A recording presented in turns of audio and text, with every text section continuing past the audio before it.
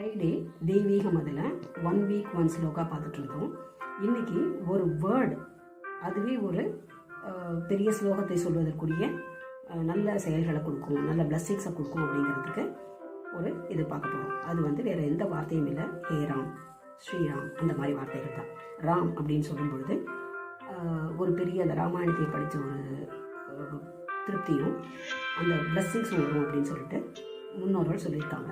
இதுக்கு ஒரு சின்ன கதை நம்மளுடைய great patriot, father of our nation Gandhiji, அவரோட லைஃப்பில் ஒரு முறை சிறைக்கு போகிறாரு. இந்த போராட்டங்கள்லாம் நடத்தி அப்போ ஸ்மட்ஸ் அப்படிங்கிற ஒரு ஆஃபீஸர், அந்த பிரிட்டிஷ் ஆஃபீஸர், ப்ரிசனில் இருப்பாங்க இல்லையா, அவங்கள பார்த்துக்கிறதுக்கு வார்டன் மாதிரி, அவர் எல்லாரையுமே அடிக்கிற மாதிரி இவரையும் தன்னோட ஷூ காலில் எட்டியெல்லாம் உதைக்கிறாரு. யாரை? நம்மளுடைய ஃபாதர் ஆஃப் அவர் நேஷன் காந்தியை.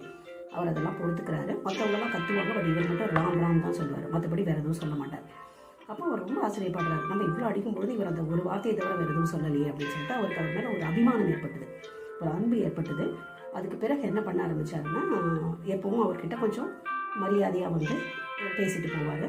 அதுக்கப்புறம் காந்திகிட்ட ஏதாவது வேணுமா அவங்களுக்கு, நான் ஏதாவது உதவி பண்ணணும் அப்படின்னா, ஏதாவது புக்ஸ் கொடுங்க படிக்க அப்படின்னா நிறைய பைபிள் ஸ்டோரிஸ் அதெல்லாம் கொடுக்குறாரு. எனக்கு ரொம்ப சந்தோஷமாயிட்டுருது.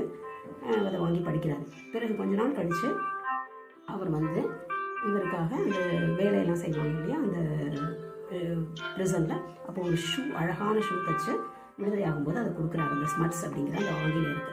அவர் அதை வாங்கிட்டு, எப்படி எனக்கு என்னோடய கால் தெரியும், சைஸ் தெரியும், ரொம்ப அழகாக தைச்சிருக்கீங்களே அப்படின்னு சொல்லிட்டு, அப்போ அவர் தன்னோட இதை காமிக்கிறார். நெஞ்சில் அவருடைய ஷூவோட பதிவு இருக்குது, அந்த எட்டி உதச்ச பதிவு, அதை வச்சு அவர் அதை பண்ணியிருக்கார்.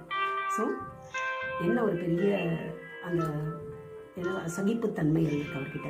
அதே போல் அவர் அந்த ஷூஸை தென்னாப்பிரிக்காவில் ஏதோ மியூசியத்தில் வச்சுருக்காங்க. பட் அந்த ஸ்மட் சொல்கிறார், நான் எத்தனையோ ஷூஸ் போட்டிருக்கேன், ஆனால் இவர் கைகளால் தைக்கப்பட்ட அந்த ஷூவை போடும் அளவுக்கு தகுதியற்றவன் நான், அது என்னுடைய பூஜை அறையில் வைக்க வேண்டிய பொருள் அப்படின்னு சொல்கிறார்.